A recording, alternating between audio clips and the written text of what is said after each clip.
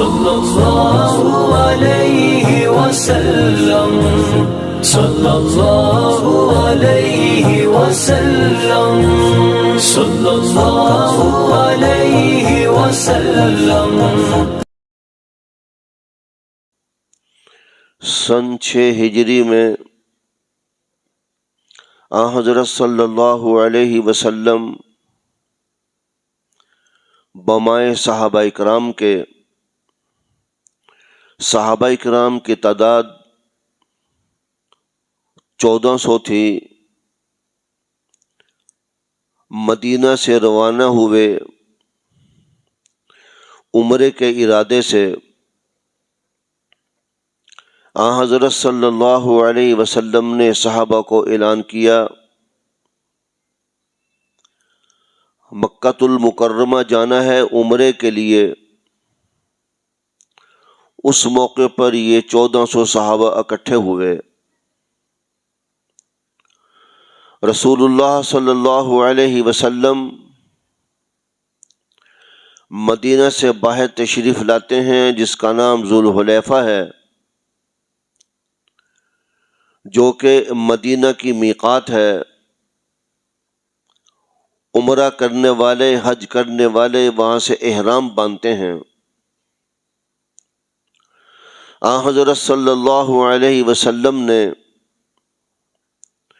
ذوالحلیفہ میقات سے خود بھی احرام باندھا۔ 1400 صحابہ رضی اللہ عنہم نے بھی احرام باندھا اور وہاں سے مکہ آپ علیہ السلام تشریف لائے۔ ابھی مکہ میں داخل نہیں ہوئے تھے، تقریباً 13-14 میل پہلے حدیبیہ ایک پہاڑ، ایک جگہ کا نام ہے۔ حضور سرور کائنات صلی اللہ علیہ وسلم بمائے صحابہ کے رضی اللہ عنہم وہاں خیمہ زن ہو گئے، اور اجازت لینی چاہیے مکہ والوں سے۔ مکہ والوں سے مراد قریش سے، سرداران قریش سے، قریش حکومت سے۔ حضور علیہ السلام نے ان سے اجازت طلب کی، مکہ والوں نے اجازت نہ دی۔ حضور نبی کریم صلی اللہ علیہ وسلم نے ان کو ارشاد فرمایا کہ ہم ارادہ عمرے کا کر کے آئے ہیں، ہم عمرہ کر کے واپس چلے جائیں گے، ہمیں اجازت دے دی جائے۔ قریش کہنے لگے ہم اجازت نہیں دیتے، آپ ایسے واپس چلے جائیں۔ حضور نبی کریم علیہ السلام نے پھر ان سے اجازت مانگی کہ ہمارا اور کوئی مقصد نہیں ہے، ہم چلے جائیں گے، ہمیں عمرہ کرنے دیں۔ اجازت نہیں دی۔ ان کو خطرہ یہ تھا کہیں شاید لڑنے آئے، مکہ فتح کرنے آئے ہیں۔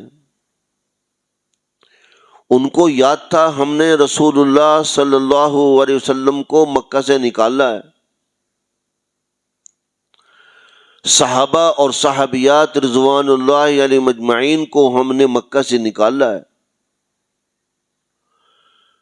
اللہ کے نبی علیہ السلام کو ہم نے ہجرت کرنے پہ مجبور کر دیا ہے۔ حضور علیہ السلام کی 13 سالہ زندگی ہم نے ان کی خطرناک قسم کی کر دی تھی، ان کی ہم نے زندگی تنگ کر دی تھی، ان کی زندگی بھی اور ان کی عبادت بھی ہم نے تنگ کر دی تھی۔ اتنی تنگ کر دی، ان کا رہنا اتنا تنگ کر دیا کہ وہ ہجرت کرنے پر مجبور ہو گئے۔ صحابہ اور حضور صلی اللہ علیہ وسلم کا ان 13 سالہ زندگی میں نہ تو مال محفوظ رہا صحابہ کا، نہ جانیں محفوظ رہیں، نہ ان کی کھیتیاں محفوظ رہیں، نہ ان کی تجارتیں محفوظ رہیں، نہ ان کی عزتیں محفوظ رہیں۔ یہی وجہ ہے حضرت صلی اللہ علیہ وسلم 2-3 سال غار میں جا کے عبادت کرتے رہے۔ سامنے کوئی عبادت نہیں کر سکتا تھا، ان کے سامنے کوئی اللہ کو سجدہ نہیں کر سکتا تھا۔ 13 سالہ زندگی جب ہم پڑھتے ہیں رسول اللہ کی اور صحابہ کرام کی، رونگٹے کھڑے ہوتے ہیں۔ تو جب حضور علیہ الصلوۃ والسلام نے اجازت طلب کی، ان کو یاد تھا ہم نے ان کے ساتھ کیا کیا ہوا ہے۔ شاید یہ اپنا بدلہ لینے آ رہے ہیں، شاید یہ جنگ کرنے آ رہے ہیں، شاید یہ مکہ فتح کرنے آ رہے ہیں۔ فتح تو ہونا ہی ہونا ہے انشاءاللہ، اللہ نے پیشن گوئی کر دی تھی، فتح تو ہونا ہی ہونا ہے۔ گھبرا گئے، کافر موت سے گھبراتا ہے، کافر لڑنے سے گھبراتا ہے۔ ساری باتیں قرآن بتا رہا ہے۔ مومن لڑ سے نہیں گھبراتا، وہ موت سے نہیں گھبراتا، بلکہ وہ تو اپنی سعادت سمجھتا ہے۔ اللہ کے راہ میں جان دینا، مال لگانا، وقت لگانا، وہ اپنی سعادت سمجھتا ہے، اور کافر اس کو زحمت سمجھتا ہے۔ اتنا بڑا فرق ہے۔ تو حضرت صلی اللہ علیہ وسلم کی اجازت طلب کرنے پر اجازت نہیں دی۔ حضور علیہ الصلوۃ والسلام بیٹھ گئے، خیمہ زن تھے حدیبیہ مقام پر۔ مکہ کے اندر کچھ صحابہ ایسے بھی تھے جو آ نہیں سکے تھے، جو ہجرت نہیں کر سکے تھے۔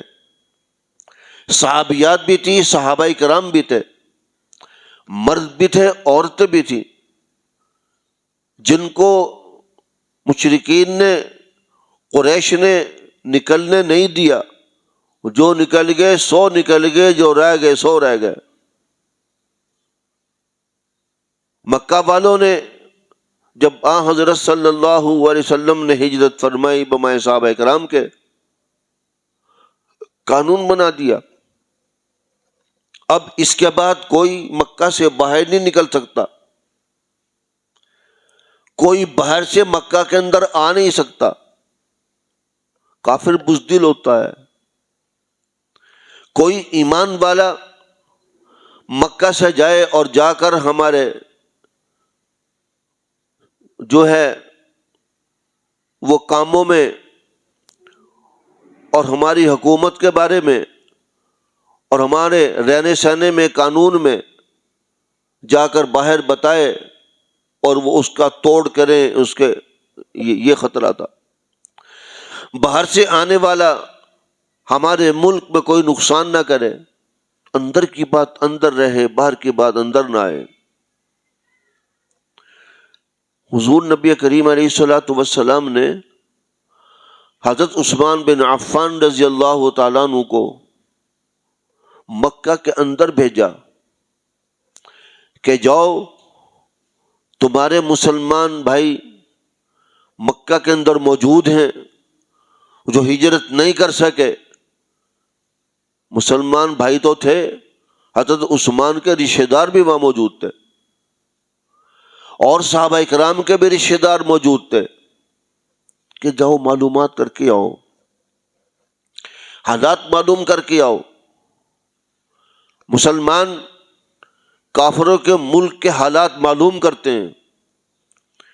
وقت کا بادشاہ کاسد بھیج کر، وزیر بھیج کر وہاں کے حالات معلوم کراتا ہے کہ کئی مسلمانوں کے خلاف ان کو نقصان پہنچانے کے کوئی پروگرام، کوئی عزم تو نہیں کر رہے۔ مسلمانوں کے مال، ان کے جان، ان کی عزت آبرو، ملک، قوم، تمدن، معاشرت، تجارت، یہ ساری حفاظت کرتا ہے بادشاہ وقت اور حکمران.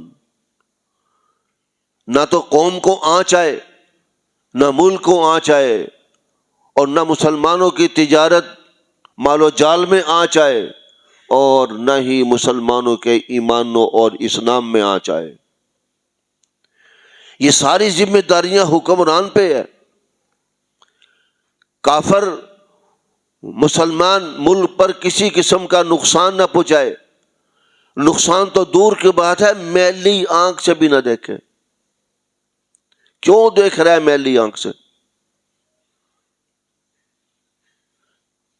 یہ سوچ اور یہ فکر اور یہ نگرانی وقت کا بادشاہ 24 گھنٹے کرتا ہے، جو آج ہمارے ملک میں نہیں ہے. حضور نبی کریم صلی اللہ علیہ وسلم نے حضرت عثمان بن عفان رضی اللہ تعالیٰ عنہ کو اندر بھیجا، جاؤ مکہ کے حالات معلوم کر کے آؤ، کہیں مسلمانوں کو نقصان تو نہیں پہنچا رہے، جو مرضی قانون بنے دفع ہوں، یہ دیکھ کے آؤ. صحابہ وہاں موجود ہیں، نقصان تو نہیں پہنچا رہے. ہم حدیبیہ مقام پر بیٹھے ہیں، ہمیں 6 سال کا عرصہ گزر گیا ہجرت کیے ہوئے. مسلمانوں کو انہوں نے اندر روک لیا، ان کو ہجرت کی اجازت نہیں.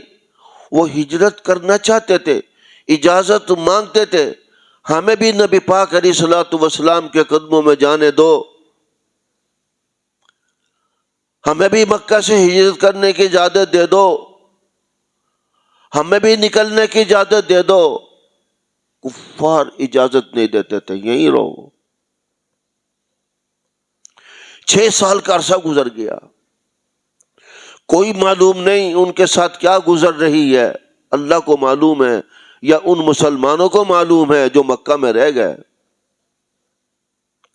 ادھر مدینہ میں نبی پاک علیہ الصلوۃ والسلام دعائیں کرتے ہیں اور غمگین بھی ہوتے، پتہ نہیں مسلمان وہاں رہ گئے ہیں، ان کے ساتھ کیا سلوک ہو رہا ہے.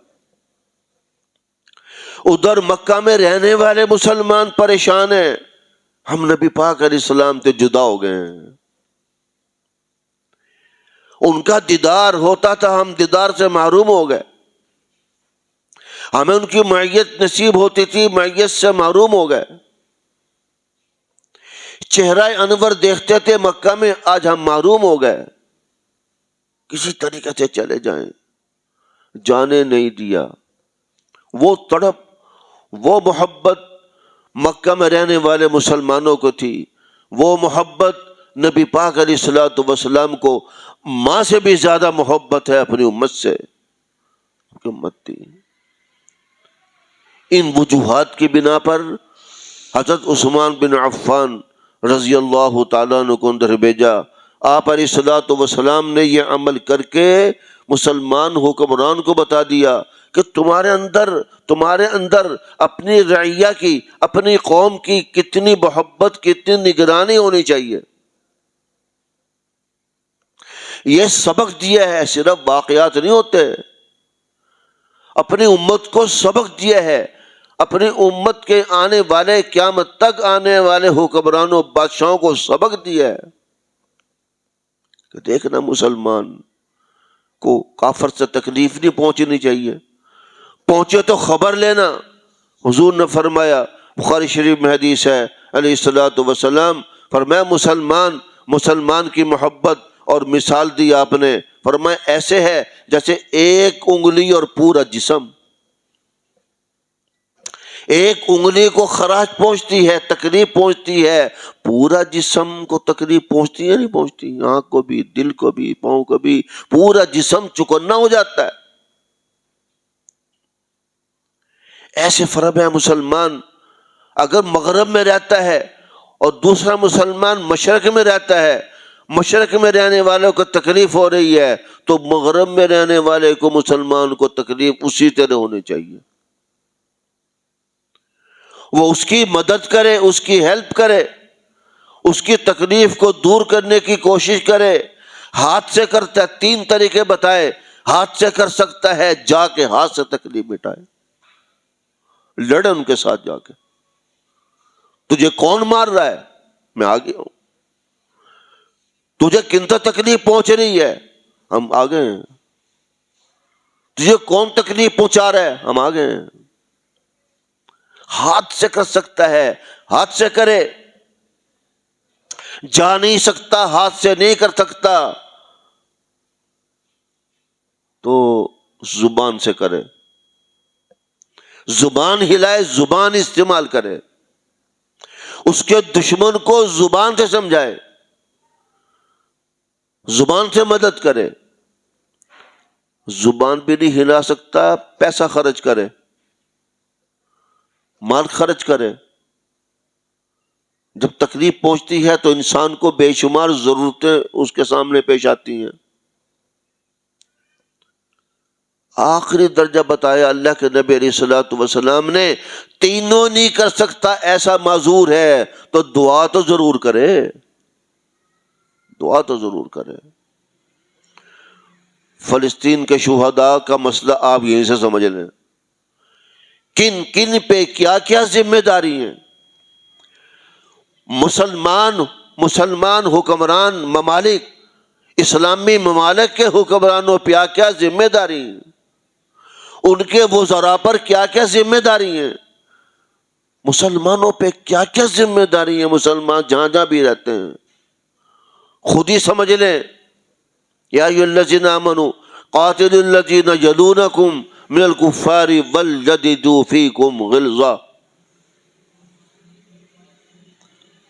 وہ کافر جو مسلمان کے ساتھ ٹچ ہیں، ساتھ رہتے ہیں، سرحد ساتھ لگتی ہے، ان کو تکلیف پہنچتی ہے، ان کے ساتھ والے ہیلپ کریں، وہ ان کے ساتھ والے ہیلپ کریں، وہ ان کے ساتھ والے مدد کریں.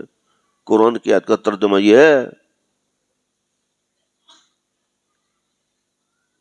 قاتل الذین یلونکم من الکفار وليجدوا فیکم غلظہ. حضور نبی کریم علیہ الصلوۃ والسلام نے اس تڑپ، اس محبت، اس فکر میں کس کو بھیجا؟ عثمان بن عفان رضی اللہ تعالیٰ عنہ کو. جاؤ اندر سے حالات معلوم کر کے آؤ، ہم تو واپس چلے ہی جائیں گے. حضور علیہ الصلوۃ والسلام نے واپس جانے کا ارادہ فرما لیا تھا. حدیث میں ہے جب حضور علیہ الصلوۃ والسلام نے ارادہ فرمایا، صحابہ کو کافروں پہ بڑا غصہ آیا. اس 1400 عمرہ کا احرام باندھنے والوں میں حضرت ابو بکر صدیق بھی ہیں، حضرت عمر بن خطاب بھی ہیں، حضرت عثمان بن عفان بھی ہیں، حضرت علی بن ابی طالب بھی ہیں رضی اللہ عنہم، عشرہ مبشرہ بھی ہیں. سارے موجود ہیں اس لشکر کے اندر. حضرت ابو بکر صدیق کو بھی غصہ آ رہا ہے، عمر بن خطاب کو تو سب سے زیادہ آ رہا ہے، حضرت علی کو ان سے بھی زیادہ غصہ آ رہا ہے. شیر ہیں حضرت علی رضی اللہ تعالیٰ عنہ، لال پیلے ہو رہے ہیں. مگر نبی پاک علیہ الصلوۃ والسلام کے حکم اور اشارے کے خلاف کچھ نہیں کر سکتے، ہل نہیں سکتے، آنکھ بھی نہیں اٹھا سکتے. ادب اتنا ہے.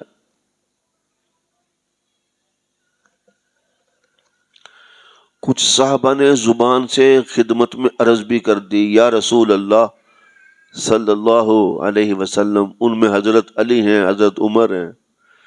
یا رسول اللہ صلی اللہ علیہ وسلم، کیا ہم نے چوڑیاں پہن رکھی ہیں؟ ان کے باپ کا گھر ہے خانہ کعبہ؟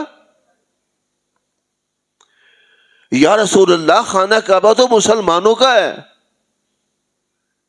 آپ کا ہے، اللہ نے آپ کے لیے بنایا ہے، اللہ نے مسلمانوں کے لیے بنایا ہے. اپنا گھر کافروں کے لیے تو نہیں بنایا اللہ نے، یہ قبضہ کر کے بیٹھے ہوئے ہیں. ہمارا قبلہ اول بیت المقدس ہے، قبلہ اول بیت المقدس ہے، پہلے وہ قبلہ تھا. میں اب اس پہ بات نہیں کرتا. قبلہ ہمارا، خانہ کعبہ ہمارا، یا رسول اللہ آپ کے لیے اللہ نے بنایا، 1,24,000 کم و پیش انبیاء علیہم الصلاۃ و تسلیمات آئے، یہ خانہ کعبہ اس کا، بیت المقدس اس کا، اور یہ ہتھیا کے بیٹھے ہوئے ہیں، قبضہ کر کے بیٹھے ہوئے ہیں، اور اب ہمیں کہتے ہیں کہ ہم تمہیں عمرہ بھی نہیں کرنے دیتے، اور ہم اب جانے کا ارادہ کر رہے ہیں، یا رسول اللہ ہمارا جی نہیں کرتا ہے۔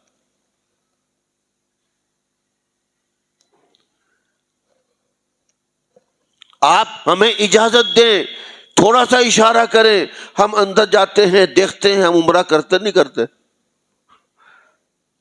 آپ ہمیں اجازت مرحمت فرمائیں، عمرہ بھی کریں گے، دیکھی جائے گی کیا ہوگی۔ دیکھیں کوئی جنگ کی تیاری نہیں ہے، کوئی اسلحہ نہیں ہے، ایمانی جذبہ دیکھیں کتنا زبردست ہے صحابہ کا۔ ایسے نہیں اللہ نے فرمایا فَإِنْ آمَنُوا بِمِثْلِ مَا آمَنْتُمْ بِهِ فَقَدِ اهْتَدَوْا، ہمیں کہا اللہ نے کہ اگر ایمان چاہیے نا، ایمان کا چاہیے، ایمان کا جذبہ چاہیے، تو تمہارا ایمان اور ایمان کا جذبہ ایسا ہو جیسے صحابہ کا ہو، پھر تم کامل ایمان والے بنو گے۔ فَقَدِ اهْتَدَوْا۔ آج مسلمان حکمران بھی، مسلمان قوم بھی اپنے اپنے گریبان میں جھانکے،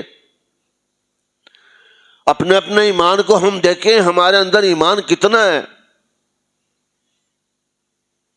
پہلے حکمران ہے، پھر قوم ہے، رعیہ ہے، دیکھیں کتنا ایمان ہے۔ ہمارا ایمان صحابہ کے ساتھ ملتا ہے کہ نہیں ملتا ہے؟ ہمارا ایمان اور جذبہ صحابہ کے ساتھ مشابہت رکھتا ہے کہ نہیں رکھتا ہے؟ اتنا تو وزن ہو نہیں سکتا، وہ تو بھول جائیں۔ جتنے وزن کا صحابہ کا ایمان اور جذبہ تھا، اتنے وزن کا تو قیامت تک بھی سارے مل کے بنائے تو نہیں بن سکتا۔ کتابوں میں لکھا ہے ساری دنیا میں، ساری زمین میں اپنے ایمان اکٹھے کر لیں، اپنی عبادت اکٹھی کر لیں، ریاضت اکٹھی کر لیں، آسمان کے بھی، زمین کے بھی، فرشتے بھی، سارے ایک چھوٹے سے صحابہ کے ایمان کو درجے کو نہیں پہنچ سکتا کوئی۔ کیوں؟ اللہ کے نبی علیہ السلام کا دیدار کیا اس نے، اس کو صحابی کہتے ہیں۔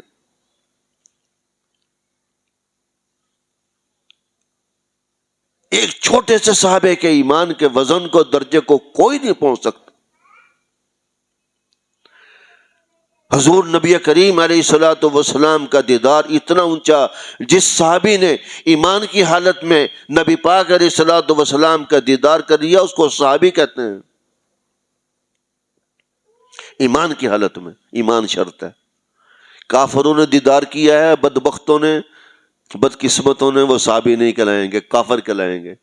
ایمان کی حالت میں جس کو اللہ کے نبی علیہ السلام کا دیدار نصیب ہو گیا، وہ صحابی بن گیا، صحابیہ بن گئی۔ اور جس نے ایمان کی حالت میں صحابہ کو دیکھ لیا، وہ تابعی بن گیا، تابعی بن گیا۔ جب صحابی کا نام آئے کہو رضی اللہ تعالی عنہ، صحابیہ کا نام آئے کہو رضی اللہ تعالی عنہا، نبی کا نام آئے کہو صلی اللہ علیہ وسلم، تابعی کا نام آئے تو کہو رحمہ اللہ تعالی، رحمت اللہ علیہ۔ یہ آداب ہیں، مسلمانوں کو آداب بتائے ہوئے ہیں۔ میں عرض کر رہا تھا صحابہ کرام کالے پیلے ہو رہے تھے، غصے میں غصہ آ رہا تھا کہ ہم بغیر عمرے کے یوں ہی چلے جائیں، خانہ کعبہ ہمارا، بیت المقدس ہمارا، اب بھی یہ تو ہے۔ تم کون سے حساب سے، کون سے قانون سے بیت المقدس پہ قبضہ کیے ہوئے ہو؟ ظالموں، بدبختوں، بیت المقدس تو مسلمانوں کا ہے، نبیوں کا ہے۔ آپ کو معلوم ہے حضرت سلیمان علیہ السلام نے تعمیر کرائی اس کی جنوں سے، اینٹ سے لے کر پوری تعمیر جنوں سے کرائی سلیمان علیہ السلام نے۔ ان کی وفات نہیں ہوئی اس وقت تک جب تک بیت المقدس کی تعمیر نہ ہو گئی۔ ان کا وقت آ گیا، ابھی 1 سال باقی تھا تعمیر میں، 1 سال تعمیر میں باقی تھا، وقت پورا ہو گیا۔ ملک الموت آئے، سلیمان آپ کا وقت پورا ہو گیا اور اس کی تعمیر کا تقریباً 1 سال باقی ہے، رہنا ہے کہ جانا ہے؟ کہنے کا جانا ہے میں نے۔ نبیوں کو، صحابیوں کو، ولیوں کو، اللہ کے دوستوں کو دنیا میں رہنا پسند ہے ہی نہیں ہے، وہ آخرت کو پسند کرتے ہیں۔ آپ نے فرمایا میں نے جانا ہے، لے جا، یہاں کا کیا بنے گا؟ سلیمان آپ نے یہ کہہ دیا کہ جانا ہے، ابھی بیت المقدس کی تعمیر باقی ہے، تو جنات تو آپ کے سوا کسی کے قابو آ نہیں سکتے۔ کسی کو زنجیروں میں جگڑا ہوا ہے، ہاں جی، کسی کو تعمیر پہ لگائے ہوئے ہے، کسی کو چھوٹے کام میں، کسی کو بڑے کام میں، جو زیادہ بدمعاش تھا اس کو پانی میں لگایا ہوا ہے، چھاننے میں پانی ڈالتا رہے، قیامت تک لگا رہے، اوپر سے ڈالتا رہے، نیچے سے نکلتا رہے گا۔ زنجیروں تک میں جگڑا ہوا تھا جنوں کو۔ ملک الموت نے کہا حضرت ان کا کیا بنے گا، یہ تو ابھی تعمیر باقی ہے۔ ادھر اللہ کا آرڈر یہ ہے کہ بیت المقدس کی تعمیر جنات سے آپ پوری کرائیں، ادھر آج آپ کا وقت پورا ہو گیا، بتائیں کیا کریں؟ آپ نے فرمایا اس کا حل اللہ کے پاس ہے، اللہ میرا خالق مالک ہے، بیت المقدس کا بھی خالق مالک اللہ ہے، اور تیرا بھی خالق مالک اللہ جو تو آیا ہے۔ خالق کوئی اور ہوتا یا میں ہوتا تو حل بتاتا، جس نے پیدا کیا حل وہی بتائے گا۔ چلا گیا۔ ملک الموت جا کر کہنے گا اللہ سلیمان تو نے مجھے ڈانٹ دیا، تجھے ڈانٹ پلا دی، چل جس نے پیدا کیا ہے وہی حل بتائے گا، میرے پاس کوئی حل نہیں ہے، باقی رہا میرا وقت پورا، مجھے لے جا، میں نہیں رہنا چاہتا، اس کو کیسے پورا کرنا ہے وہ اللہ بتائے گا۔ اللہ نے حل بتایا، جو سلیمان کے پاس آئے، ملک الموت کہنے گے سلیمان علیہ السلام اللہ نے حل یہ بتایا، آپ لاٹھی لے لیں، یہاں بیت المقدس میں ایک کمرہ بناتے ہیں شیشے کا، آپ ٹیک لگا کر لاٹھی لے کر کھڑے ہو جائیں، روح آپ کی نکل جائے گی لیکن آپ کھڑے ہی رہیں گے،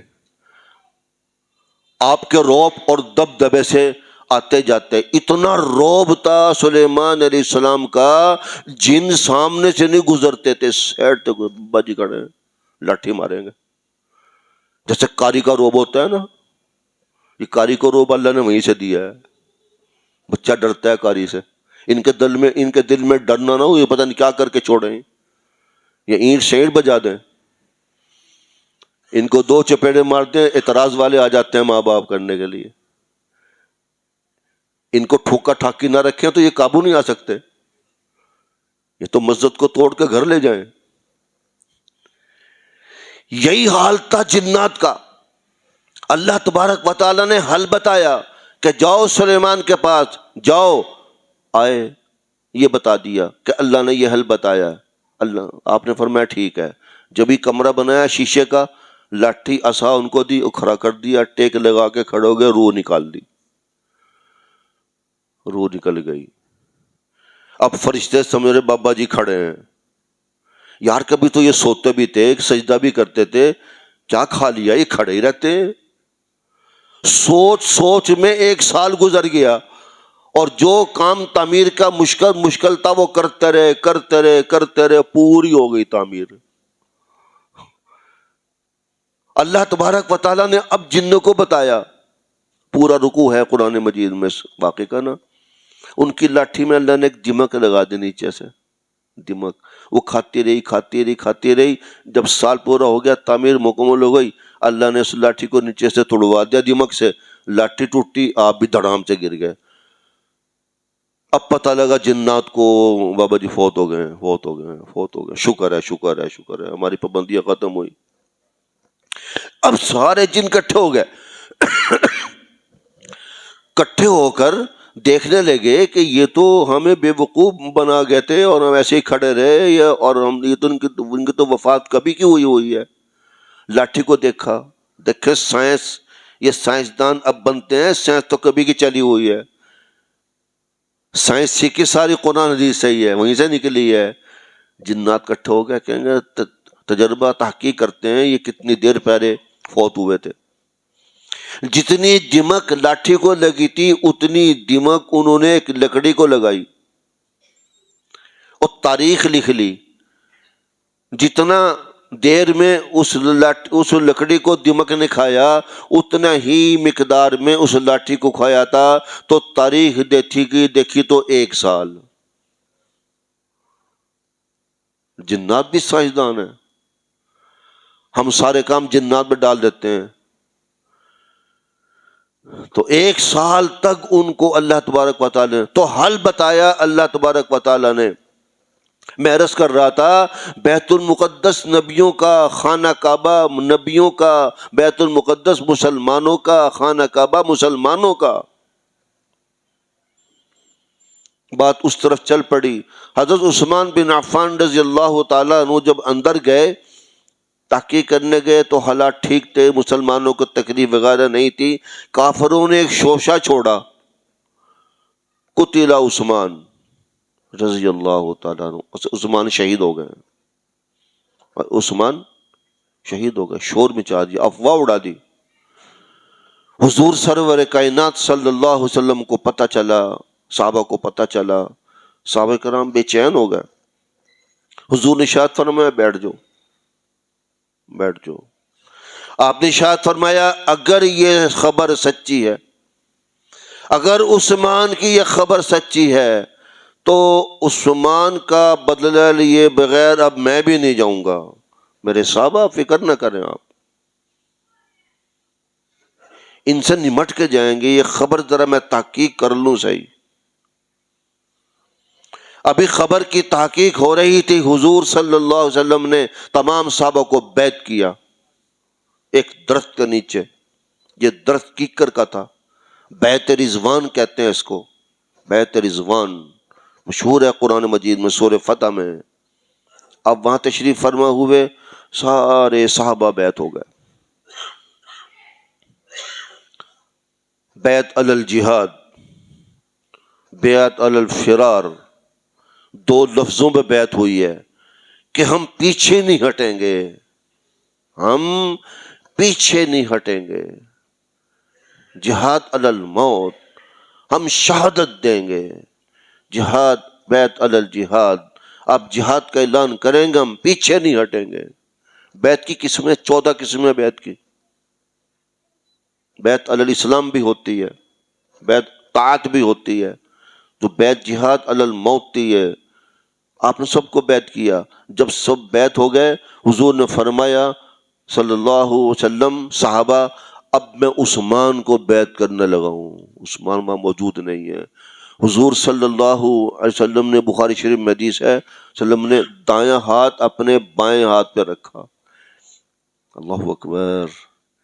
بیعت سنت مستحب ہے، قیامت تک مستحب سنت ہے. وسلم نے دایاں ہاتھ بائیں ہاتھ پہ رکھا اور فرمایا یہ ہاتھ عثمان کا ہے، یہ ہاتھ میرا ہے. فوراً آیت نازل ہوئی ید اللہ فوق ایدیہم. اے میرے محبوب صلی اللہ علیہ وسلم، یہ ہاتھ آپ کا، یہ ہاتھ عثمان کا، آپ سب کے اوپر میرا ہاتھ. میرے مرشد فرماتے تھے، شیخ عبد القادر جیلانی رحمہ اللہ نے فرمایا، جب مرشد صحیح معنی میں جو مرشد ہو، جس کو اجازت ہو بیعت کی، جس کو بیعت کی اجازت ہو، اس نے وہ سبق اور وہ مراحل، وہ قوائف پورے کیے ہوں.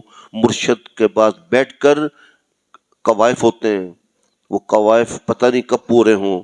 قسمت والے کو ملتے ہیں قوائف، وہ پورے ہوں. پورا ہونے کے بعد وہ اس کو اجازت دے، بیعت کی اجازت دے، پھر بیعت کر سکتا ہے. اب ہر للو پنجو بیعت کرنا شروع کر دیتا ہے، پتہ ہی کچھ نہیں ہے. اس کا سلسلہ بھی ہو، سلسلہ بھی ہو، اس کو سند کہتے ہیں، پوری سند ہو، کسی صحابی سے جا کر ٹچ ہوتی ہو. آپ کو معلوم ہے ہمارا سلسلہ قادریہ مجددیہ سیدنا علی تک جا کر ٹچ ہوتا ہے، میرے مرشد والد سے لے کے حضرت علی تک رضی اللہ تعالیٰ عنہ. حضرت علی کو خلافت ملی، محمد رسول اللہ صلی اللہ علیہ وسلم.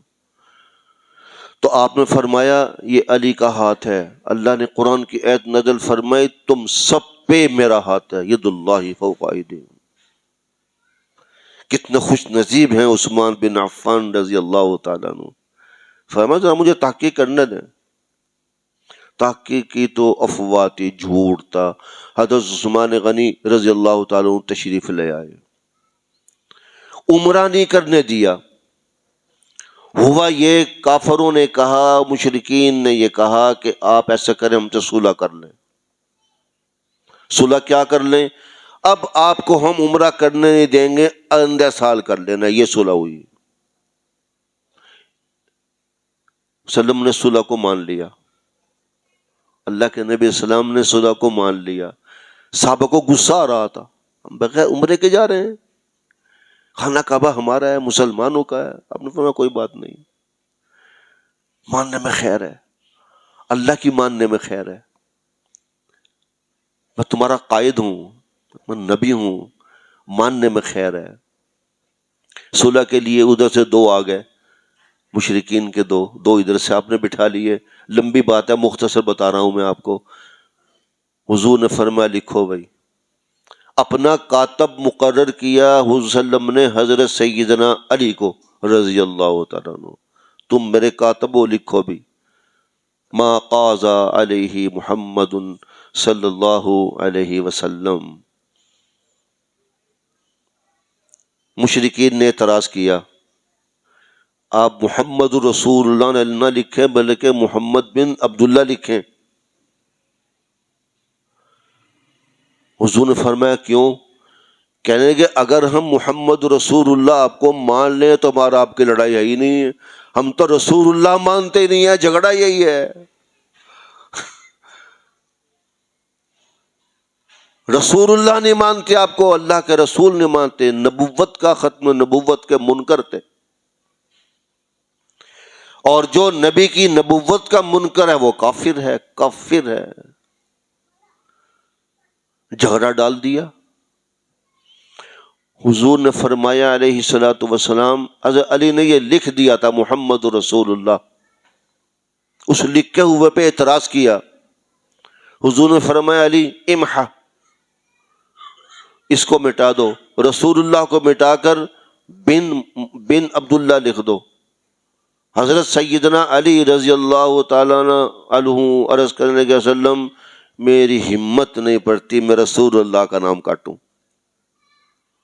یہ محبت کا انتہائی کا تقاضا ہے، یہ بے ادبی نہیں ہے. انکار، بعض دفعہ انکار کرنا کسی چیز کا وہ محبت کا تقاضا ہوتا ہے.